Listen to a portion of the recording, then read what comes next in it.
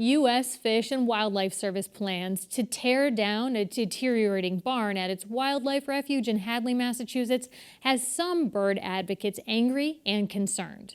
Save Our Swallows members say the building is home to one of the largest barn swallow populations in Massachusetts and should be preserved. Fish and Wildlife did not respond to our interview request. I spoke with Mara Silver, an ornithologist and the co-founder of Save Our Swallows, in the studio.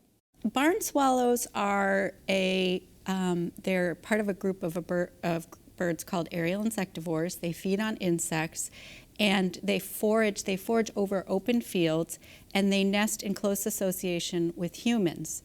They actually rely on the buildings that we provide as nesting sites, for nesting sites. So this refuge with the stable provides the ideal location for them in terms of a large stable with areas for them to place their nests within the stable, and then extensive open fields for them to forage over. You don't find barn swallows in the woods.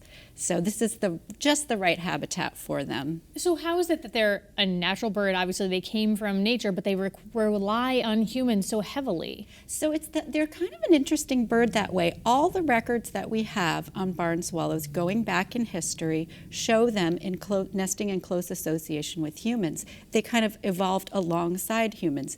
They were probably originally nested in caves and some cliffs, but when humans developed the landscape and provided nesting areas for them, they expanded with human development. Now, some people use that as an argument like, well, then why it's not natural. Right.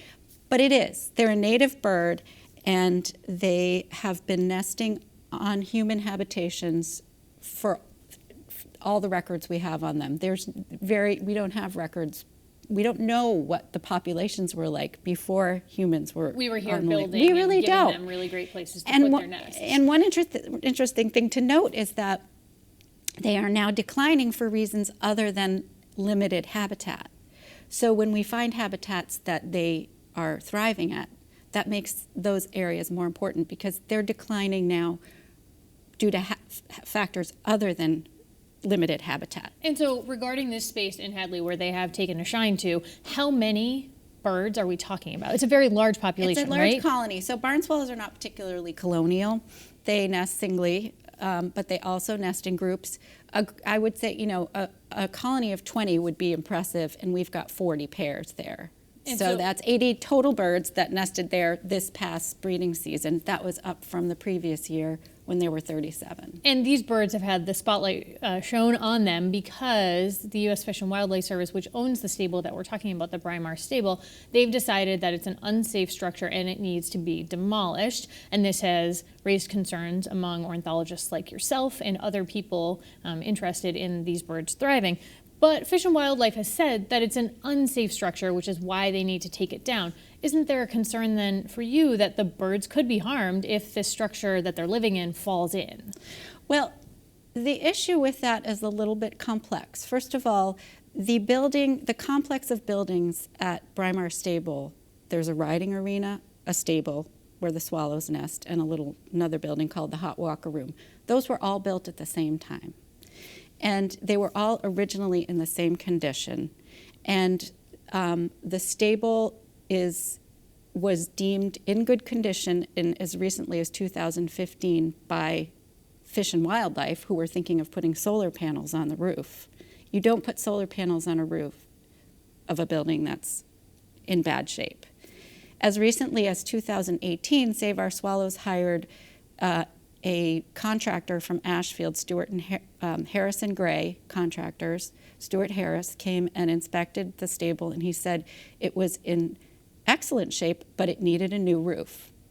Our group, Save Our Swallows, offered the funds for that new roof, and they were turned down.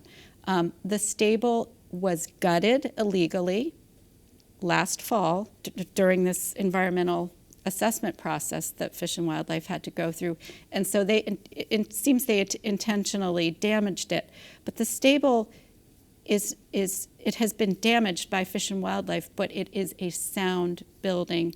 And they have put new roofs on the riding arena and the Hot Walker Room which were all in the same condition just a few years ago. So clearly, there's not really, this isn't the truth. And we don't feel this is, they keep saying they have to take it down for shifting reasons. Every time we debunk a reason, there's a new reason. Fish and Wildlife has said to our colleagues at New England Public Radio that you've called it damaging. They've said that they went in there to remediate some problems such as mold and other issues that they saw with those stables. But I want to move on to another issue. I understand that you disagree on this part.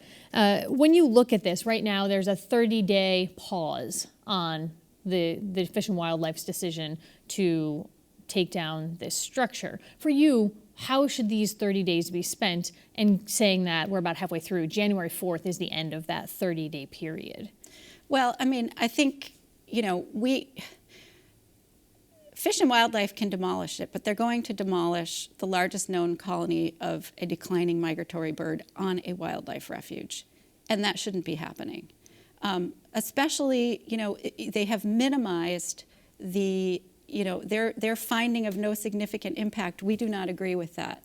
We think that removing the stable will have very significant adverse impacts on this colony and probably local populations because it is such a big colony. There are population dynamics within the area that I'm sure that colony plays a big part in. And Fish and Wildlife just seems intent on demolishing wildlife on their refuge, demolishing the habitat of wildlife on their refuge. And I think our group would encourage the public to contact their federal legislators and to contact Fish and Wildlife directly and tell them how you feel, because this is a legacy that, we need to leave. Birds are declining. I mean, we talked in our last interview about this, this recent finding of losing, 30% of our birds in the last 50 years. And, when are we going to take action? What we've been doing, sort of waiting until something is listed, it doesn't work. And we don't want to leave, the baseline is shifting. Do we want our children to just get used to a sky full of fewer birds? This is a time to take action. When you speak about barn swallows specifically, how do they fit into the broader ecosystem? I get asked that question a lot. And, for one thing, they play a role in, they eat insects. So in terms of us, they reduce the numbers of pesky insects like mosquitoes and flies. Like farmers really like barn swallows. They appreciate the role that they play in reducing insect populations. But what I've said and what I think is really the case is that we don't know. Like, ecological systems are complex. And when you remove a cog in that wheel, you don't know what the cascading effects are. But biodiversity should not be chipped away at. So, maybe to the average person, they'd say, well, I can live without barn swallows, but what does that mean down the line? What does that mean about our environment as we lose species? We shouldn't be letting that happen in the first place. And Fish and Wildlife has also said that they're interested in building an alternative structure that they feel like the barn swallows could then have the opportunity to inhabit. What do you think about that?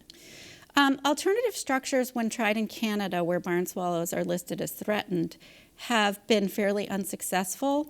I wouldn't be adverse to that idea if this were a colony of like fewer than 15 birds or even 10 birds pairs, but this larger structures house large colonies, and this colony is extraordinary. It's the largest known colony in the state. It's thriving whilst other populations of barn swallows are declining that I observe.